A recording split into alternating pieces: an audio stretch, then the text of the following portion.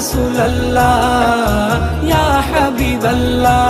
রাসূল তুমি ছিলে জমিনে আর চন্দ্র ছিল আসমানে, মক্কারি কাফের গনে নবুয়ত প্রমাণে।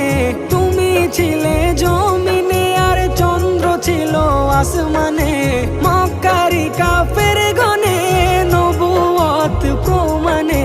করে তোমায় আবেদন চন্দ্র করতে দ্বিখণ্ডন, দেখে তোমার তর্জনী ইয়া রাসূলুল্লাহ ইয়া হাবিবাল্লাহ।